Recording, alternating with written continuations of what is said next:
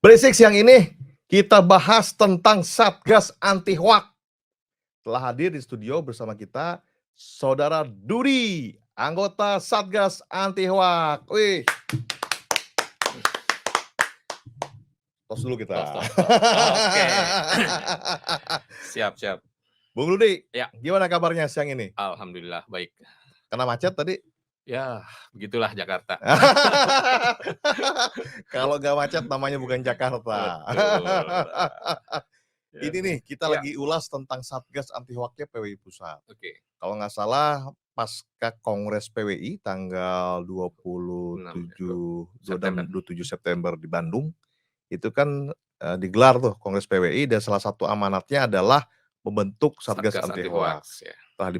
Telah dibentuk kepengurusannya salah satunya Bung Dudi ya, Iya. sebagai anggota Satgas Anti Hoak PWI.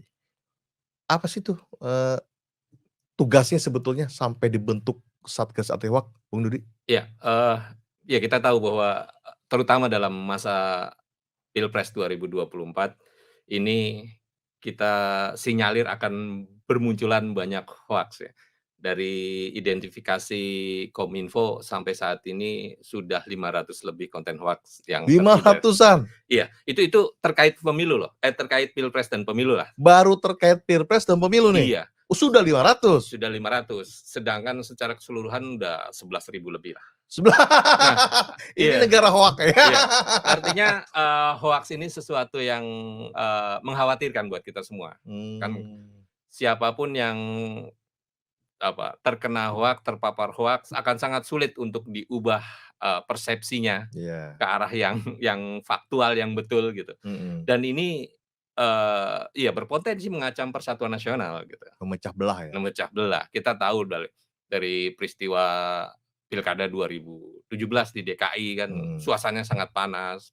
Pilpres 2029 juga suasananya sangat genting, krusial gitu. Makanya PWI terpanggil untuk ikut berpartisipasi untuk mencegah terjadinya potensi friksi seperti itu gitu yang ditimbulkan oleh hoaks. Penyebaran hoak ya. Iya. Ini Satgas Anti Hoak ini dibentuk hanya untuk menjelang sampai pemilu atau pasca pemilu pun tetap eksis atau bagaimana? Oh enggak. Jadi ini bukan sekedar hanya soal Pilpres dan pemilu. Satgas Anti Hoak ini bekerja sampai setelah pemilu. Artinya amanatnya dibentuknya sesuai definitif berarti ya? Iya, sesuai usia Kongres berarti sekitar 5 tahun. tahunan gitu, 5 tahun ke depan dan tugasnya juga tidak hanya menyisir konten-konten hoaks sekitar Pilpres dan pemilu, tapi juga nantinya melebar ke seluruh materi-materi lain gitu. Nah, kenapa saat ini adalah konsentrasinya Pilpres dan pemilu karena itu memang yang sekarang yang Di kita depan hadapi ya, mata. dan itu cenderung agak genting gitu dari pengalaman-pengalaman sebelumnya gitu. Itu Satgas ini berapa orang jumlah anggotanya? Iya, kita ada 5 orang, satu koordinator, 4 anggota, terdiri dari wartawan, 2 akademisi, 2 wartawan, dan 1 profesional gitu yang tenaga ahli profesional. Iya. Kemudian kita bekerja sama dengan perguruan tinggi, melibatkan mahasiswa. Bekerja sama dengan perguruan tinggi juga? Karena kita ada program-program literasi. Oh. Nah, ini yang penting kemudian kita mengajak Iya. generasi muda gitu untuk terlibat dalam peningkatan literasi digital terutama itu. Nah, kita bekerja sama dengan perguruan tinggi yang baru kita lakukan ini salah satunya dengan Universitas Mercu Buana. Oh, saat ini sudah ada kerjasama ya? Sudah ada kerjasama, dengan sudah ada Mercu Buana. MOU, ada MOA. Kemudian kita juga sudah melaksanakan satu kegiatan seminar anti hoaks gitu pada minggu kemarin, pekan kemarin gitu. Banyak juga yang hadir? Iya, kita dilakukan secara daring hampir 500-an lebih lah. Mahasiswa ya? Mahasiswa. Sebetulnya mahasiswa itu yang paling utama dilakukan sosialisasi anti hoak ya? Iya. Ujung tombak ya? Iya, karena dia hoaks ini kan kemudian marak ketika dunia media sosial juga marak gitu kan. Nah, hoaks berkembang saat ini paling banyak melalui media sosial. Sementara pemain media sosial, digital native-nya itu adalah generasi Z, Gen Z, dan mereka adalah mahasiswa gitu. Iya. Banyaknya sekarang sedang mahasiswa. Mahasiswa. Nah, Iya. itu yang kenapa kita, melibatkan mereka gitu, karena mereka harus harus apa namanya, pertama aware dulu tentang Mhm. situasi ini gitu, tentang hoaks ini. Memang tidak gampang untuk eee, apa ya, melawan hoaks ini, karena yang hoaks ini yang disasar ini kan emosi gitu. Emosi, bukan akal, Bukan, emosi hati. emosi. Iya, Itu yang rumit gitu. Sehingga rumit. ya kalau kita mengutip Sam Harris ini seorang neuroscientist gitu. Mhm. Dia dia, bilang pertama manusia ini dalam mempersepsi apa, paparan gitu, informasi atau apapun, ada yang namanya, bias konfirmasi gitu. Bias konfirmasi. Ya, jadi ketika ada sesuatu berita ketika itu tidak menyenangkan, dia pasti akan denial, akan tolak. Mhm. Tapi ketika itu berita itu menyenangkan Buat dia buat dia, buat orang tersebut, dia pasti akan langsung langsung mengakui, iya, approve. mengamini, approve. Eee, Ini di sini masalahnya nggak boleh gitu. bilang amin. Oh, nggak boleh, sorry. Nah nah, nanti dikira kita Ya ya berpihak. ya ya ya. Di-approve ya. Iya, approve approve. Itu memang gitu. Karena kita kan pada dasarnya menyukai hal-hal yang menyenangkan buat diri kita, gitu. Betul. Itu bias bias konfirmasinya di situ. Kemudian ada bias kognisi, pengetahuan sebelumnya ini Mmm. juga akan mempengaruhi. Umpamanya tadi ada informasi gitu tentang A, kemudian kita denial, tapi informasi itu begitu kuat secara faktual. Mhm. Kita akan buru-buru cari cari rujukan lain yang bisa menguatkan Menolak. pendapat kita sebelumnya, Ya, yang gitu. menguatkan argumentasi kita Argumentasi kita untuk gitu, menolak. untuk menolak itu, gitu. Oh, Itu masalahnya, karena hoak itu yang disasar bukan akal bukan ya, akal, emosi. emosi, tapi hoak memilahnya dengan menangkalnya dengan akal. Iya, harusnya dengan akal gitu. Tapi kan kebanyakan manusia itu dengan emosinya. Iya, masalahnya kita digerakkan oleh emosi kita gitu. Kita Oleh lebih banyak emosi, bekerja dengan emosi hati, iya. ketimbang dengan, otak rasio. Otak rasional kita sering di-hijack, sering dibajak oleh otak emosi gitu. Oh, Itu yang jadi problem. ini Belum jadi lagi problem, ada apa namanya, tekanan sosial gitu. Bagaimana pressure, kita, apa namanya, tumbuh di lingkungan sosial tertentu gitu. social pressure ya? Ya social pressure tentunya. Kan, dulu gitu tahun-tahun 70-an ada kasus hoak yang sangat terkenal. Ada perempuan dari Aceh sedang hamil mengaku bahwa bayinya bisa melantunkan, Ayat-ayat ayat suci, suci, iya. bisa Saya azan pernah dan baca sebagainya, itu. iya kan? Nah ketika, Ikatan Dokter Indonesia menyangkal itu karena secara sains nggak mungkin, Nggak mungkin, dibilangnya anti Tuhan. nanti itu Nah kan repot gitu. iya iya Nah iya ini iya. kayak gini yang membuat, hoaks tidak tidak gampang untuk ditangkal. Dan hoak tercanggih 2019 adalah Ratna Sarumpait. Ya Itu hoak tercanggih itu. ya, Ibu Ratna. Tapi ada satu catatan yang menurut saya, perlu disampaikan.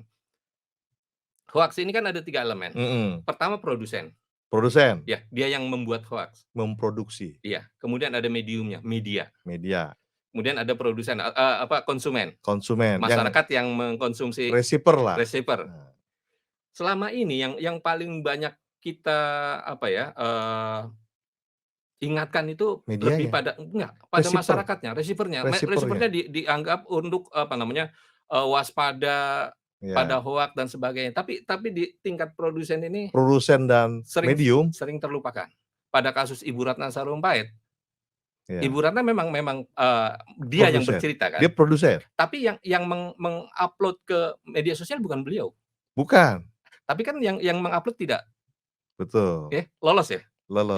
Itu dia masalahnya, Iya iya iya ya. iya iya. Kita hanya Padahal hoak konsen itu pada konsumennya, pada receiver, khalayaknya, receiver-nya. receiver-nya. Padahal It produsennya 3 kesatuan, iya, ada produsen, ada mediumnya, ada media, medium-nya, ada receiver-nya. iya. Dan media pun kadang-kadang ikut, Ikut menyebarkan. ya karena dia juga termakan hoaks itu gitu. Belum lama ini ada hoak lebih canggih lagi, Nah, Menteri Pertahanan iya. mukulin wakil menteri. Ah, itu kan muncul di media. Iya, tapi nggak diproses hukum itu. Itu masalah. Iya kan? Kita terlalu Media mainstream loh yang ngangkat iya juga betul. Kita waktu itu. terlalu asik dengan masyarakat, padahal 2 ini juga penting untuk dibenahi. Mmm, Jadi literasinya menurut Bung Dudi, penegakan hukum ini obat yang mujarab untuk, menangkal penyebaran hoak atau perlu cara lain? Ya itu salah satu. Cara Mmm, lain tentunya dari individu-individunya. Nah, hoak di era digital ini kan gampang menyebar ya ya, gampang, gampang lewat menyebar medsos, lewat medsos, lewat apa diduplikasi dengan, media perpesanan. betul. Ini kenapa? Karena media sosial ini melahirkan sebuah situasi yang dinamakan dromologi. Mhm, Dromologi ini fenomena di mana orang sangat mengagungkan kecepatan. ya, Siapa cepat, dia yang menang. dia Dia juara. pengen dianggap orang yang pertama mendapatkan informasi, orang yang paling tahu sesuatu gitu. Sehingga Mhm. begitu dia mendapat informasi, Dia akan padulu dulu buru-buru padulu dulu. iya, dulu kata orang Sunda Mmm, mah, duluan gitu, tanpa dia melakukan cross check. checking, cross check.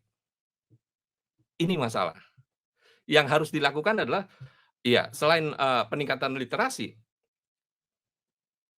gunakan, sikap skeptisme. Jadi apapun Skeptis, iya, apapun, informasi yang masuk kita harus skeptis. jangan ditelan mentah-mentah. Jangan telan mentah-mentah. Ini membuat kita kemudian, melakukan, apa namanya, delay penyebaran informasi, Mhm, penundaan penyebaran penundaan. informasi. Di situ kita bisa cooling down, di situ kita bisa verifikasi, di situ bisa melakukan cross check Mhm, dan check and recheck. dan itulah tugas Satgas Anti Hoak. Nah iya, untuk mengingatkan itu gitu. Jangan buru-buru menyebar. Jangan buru-buru nyebar, ada medium untuk, rekonfirmasi Iya, kita yang kita dibentuk nanti oleh menyediakan, Satgas, menyediakan tool-nya, tools-nya fact checking, ya fact kan checking gitu. media-media banyak yang melakukan Heeh, menyediakan fitur fact checking sebenarnya. iya, Cuman mungkin masyarakat belum gunakan. Nah, di Satgas Anti Hoak kita buka hotline mhm. melalui, WhatsApp, melalui email, melalui, tadi nanti Hotline-nya 24 jam ya? ya 24 tentunya kan jam, 24 jam gitu. Nah, lalu ada, medium untuk fact checking tadi, fact checking iya, tadi diharapkan akan seperti itu. untuk rekonfirmasi kan ya? Iya, karena, salah satu kegiatan atau tujuan kita adalah pertama melakukan monitoring, identifikasi berita-berita, konten-konten yang tersebar di, media Di sosial, media sosial, media online. online juga gitu. Oh, ada monitoring ya nanti Iya, ya? nanti akan ada monitoring, kemudian ada counter informasi, ada, klarifikasi, ada diseminasi informasi yang betul yang Mhm. setelah kita lakukan, checking tadi gitu. Wow, itu kan butuh biaya nih. Ini Nah itu Satgas Anti dia, Hoak dari mana biayanya? nah itu turun dari langit. Enggak, itu kan, nanti ada apa namanya, sumbangan dari berbagai, instansi yang tidak mengikat tentunya gitu Mmm, kan. yang jelas, pendanaannya kan bisa dari, kerjasama ya, Tentu kemitraan tentu, dengan kemitraan dengan pemerintah, pemerintah umpamanya Kominfo umpamanya gitu, dengan, swasta gitu, tentu bisa seperti itu. yang tidak mengikat Tidak tentunya. mengikat karena jangan sampai kemudian kita kalau terikat gitu kan, Ya, jadi corong, justru malah jadi corok, agak jadi sulit. agak sulit, Tapi Bung Dudi ini ada idiom yang menarik, bahwa penyebar hoaks terbaik adalah pemerintah katanya, mmm. pemegang kekuasaan. Ini menurut Bung Dudi gimana nih? Iya itu kan, kalimatnya Pak Rocky Gerung kalau nggak salah ya. Ya dia berasumsi Dipopulerkan oleh Roky Gerung. artinya ya pemerintah punya punya kekuasaan. Mhm, Kekuasaan itu punya tools, ya kan, mhm. punya jaringan, punya, sumber daya dan sebagainya yang membuat, apa namanya, segala informasi yang dia dia dia buat itu akan, menjadi seolah-olah benar gitu kan.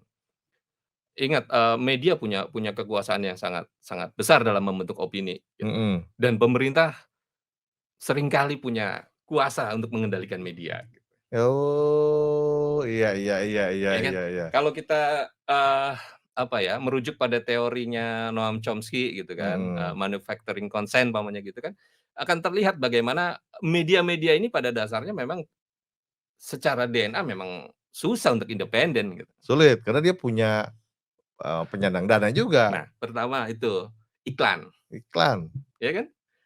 Iklan akan masuk kalau, Ya, berita itu dibaca berkepentingan, atau diklik oleh banyak orang, ya. ya. Berkepentingan dong. Ya tentu Iklan berkepentingan berkepentingan. tentu berkepentingan. Yang pertama kalaupun dia mau independen adalah yang diklik oleh banyak orang. Ya, betul. Untuk diklik banyak orang kan caranya gampang, bisa pakai robot atau apa gitu. Ya, Kemudian komentarnya diisi sama orang-orang yang memang ditujukan untuk melakukan itu. ya. Ini kita bisa lihat di pilkadanya DKI ketika eranya Pak Jokowi, Pak Ahok. muncul. Ya. Setiap berita yang beliau berita tentang beliau, itu likers-nya banyak, Ya. iklan masuk situ. Iklan masuk. Iklan masuk. Karena, eee, yang ngekliknya banyak. Iya. Kalau iklan masuk, media mau mau apa, berspekulasi untuk memberitakan orang lain? Ya nggak mungkin Nggak lah. mungkin, dia akan terus memberitakan itu. Supaya iklannya masuk Masuk terus lagi. masuk terus. Dan kemudian pembaca terjebak pada situasi echo chamber, situasi di mana dia akan mendapatkan informasi yang itu-itu aja. Ya. Akhirnya, seolah-olah digiring ya, Iya, opininya terbentuk seperti itu. terbentuk seperti itu. Itu baru satu. Kedua, media acapkali selalu menggunakan, berita dari sumber informasi yang resmi. Mhm. Press conference gitu. Ya. Ya tentu banyak media-media wartawan yang apa, yang kemudian bersusah payah untuk investigasi. investigasi lebih lanjut banyak gitu. Tapi ketika umpamanya, peristiwanya adalah peristiwa internasional, apakah kita mengirim info Nggak mungkin. nggak mungkin. Press conference. Biaya, pasti press conference atau membeli Berlangganan. dari berlangganan dari ya kan, kantor Dari berita kantor asing. berita, ya. Pertanyaannya, apakah kantor berita asing itu independen? Al Jazeera dibuat, ya kan, Qatar. karena dia kecewa dengan kantor berita yang hanya memihak pada Amerika ketika Ya, terjadi CNN. perang ya CNN. Antitesis dari Perang Teluk, CNN. iya. Ya. Itu masalah. Kemudian juga ada apa istilahnya flag itu, senjata anti serangan udara katanya. Kalau medianya kemudian apa, tidak sesuai dengan keinginan kekuasaan, dia bisa digeruduk oleh ormas dan sebagainya Iya. yang ya pokoknya ada pressure untuk melakukan itu. Inilah social pressure ya. Iya. Nah, tapi diharapkan dengan adanya Satgas Anti Hoak ini bisa independen dong?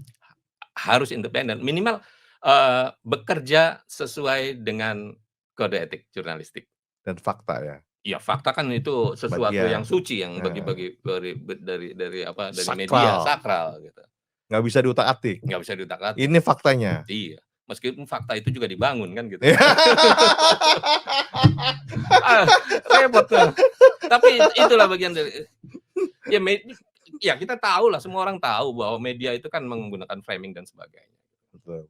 Karena kebutuhan setiap orang juga bicara kan menggunakan framing, saya juga punya framing sendiri. Orang melihat juga kan terbatas penglihatan kita, ada frame-nya gitu. Iya, kita kan hanya 3 dimensi nih. Nah, iya. Apa yang kita lihat, apa yang kita dengar, apa Iya. yang kita rasakan, kan begitu ya? Iya, untuk itu makanya kita semua yang pertama skeptis dulu deh, jangan dulu. buru-buru percaya karena itu adalah idola kita, karena itu adalah Nah. kawan kita, kemudian kita buru-buru share gitu. Berikan waktu untuk kita untuk, cooling down Cooling untuk down. memikirkan itu gitu kan, memverifikasi, mempertanyakan kebenarannya dan sebagainya, kalau udah yakin baru di-share. Baru di-share. Iya. Minimal berapa menit deh kalau nggak mau nunggu lama gitu. Tapi Bung Dudi ada hoaks yang baik tidak? Kan hoaks ini kan kabar Persepsinya bohong. bohong gitu, Iya. buruk. Iya, bisa saja hoaks itu dibuat untuk hal-hal yang baik gitu kan. Kenapa enggak gitu kan. Umpamanya, untuk, tidak menimbulkan chaos umpamanya gitu kan. Mhm. Ya kan bisa dibuat situasi bahwa, oke situasi aman terkendali gitu.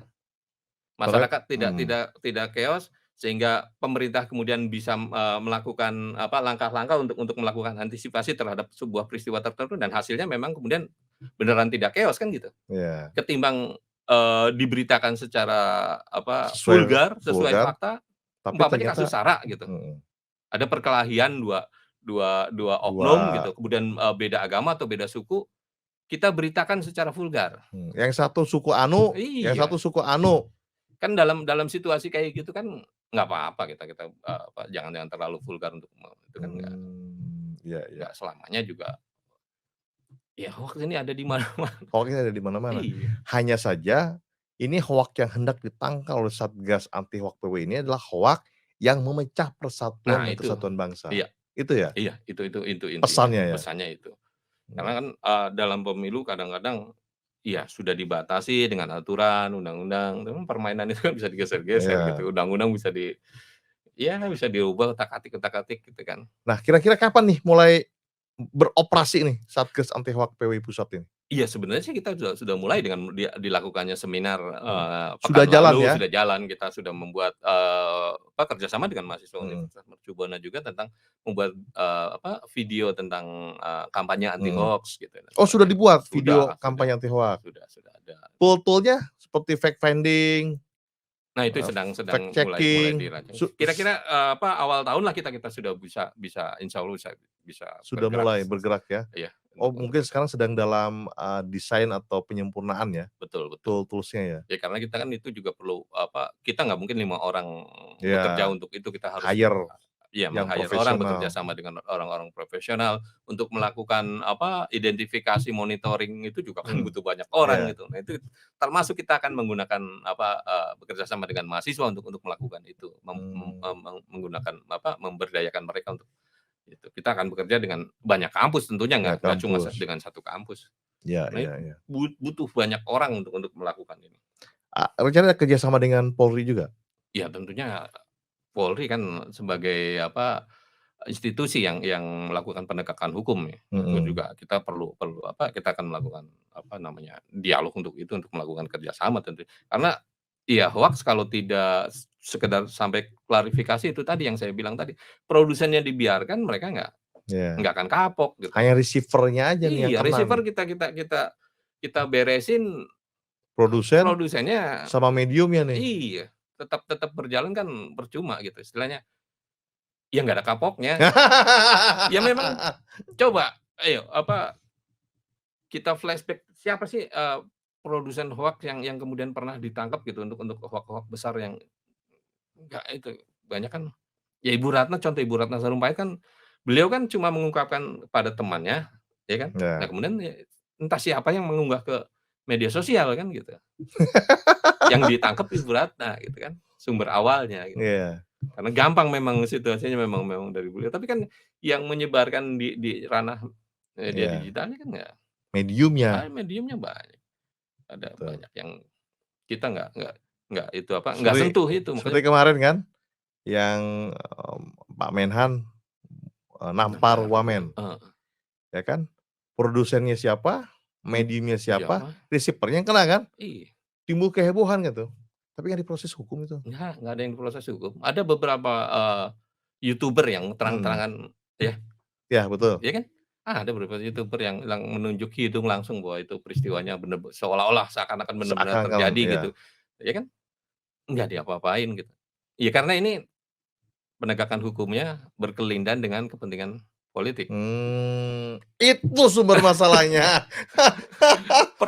Sumber masalah Indonesia kan sebenarnya soal soal law enforcement ini, penegakan hukum ini kan gitu. Iya iya iya, Semuanya kan berawal dari situ, ketika ketika law enforcement nggak jalan, orang nggak ada kepatuhan, ya kan, iya. menjadi ya pembangkangan jangan sampai terjadi pembangkangan sosial kan gitu.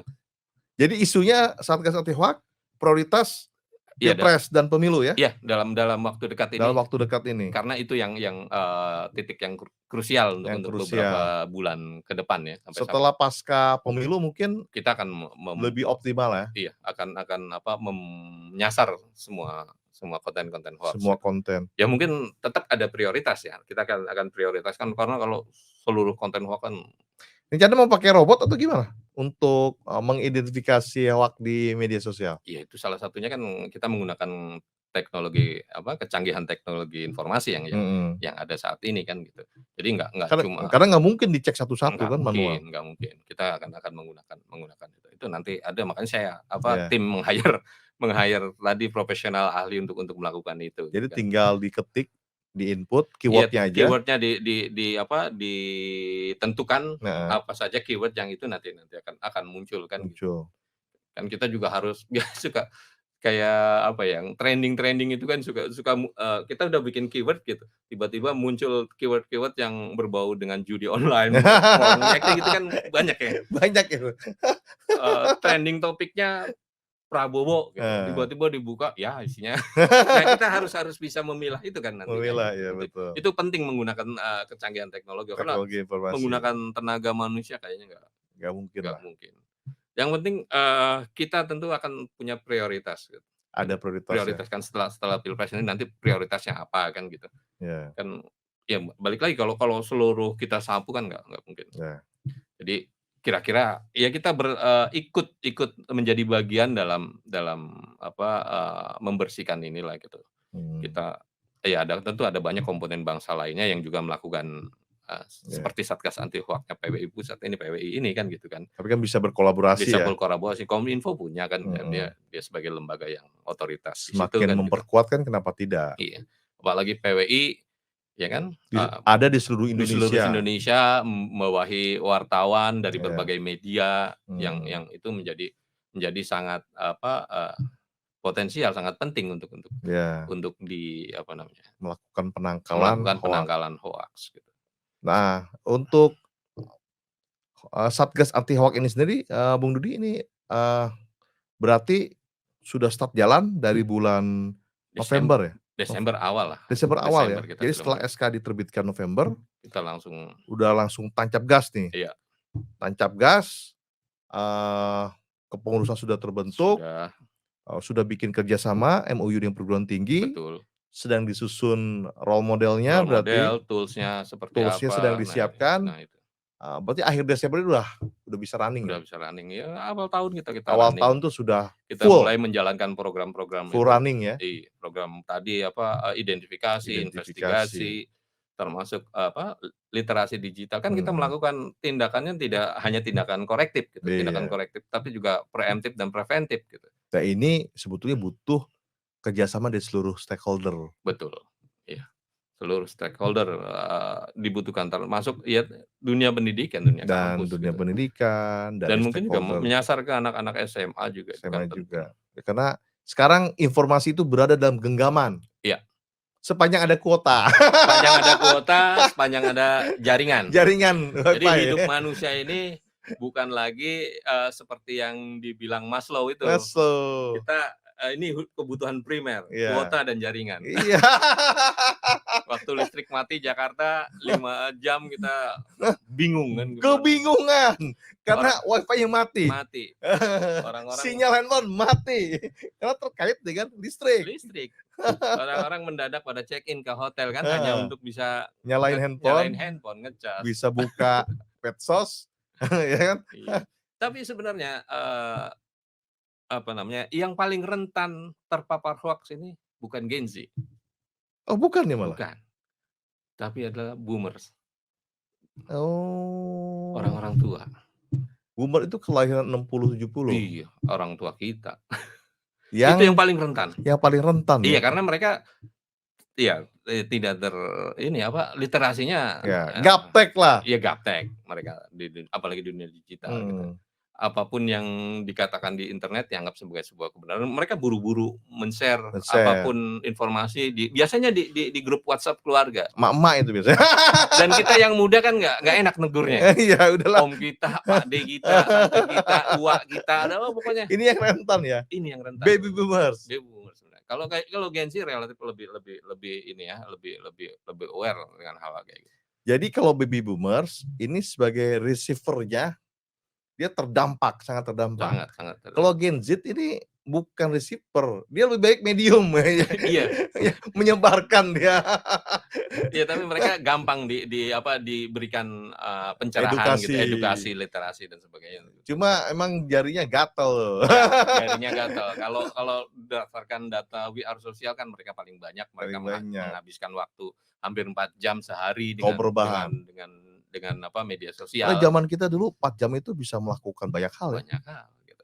Aka Ini aka beda zaman zaman sekarang bener-bener tergantung sama gadget, kita kita main ke rumah temen aja kalau harus bilang dulu, "Saya mau ke sana," gitu. Kalau zaman mhm, kita datang ke rumah temen, temen kita nggak ada, kata mhm, ibunya nggak mungkin di gang sebelah, heeh, kita cari ketemu. iya di Kit lapangan kita bola gitu, tahu kemana dia, heeh, ya ke kan? taman ya kan, tahulah. Tahu tahu Jadi kemana kalau kita pergerakannya. pergerakannya terdeteksi, sekarang nggak Nggak bisa, bisa, kalau nggak janjian hilang udah. hilang hilang hilang.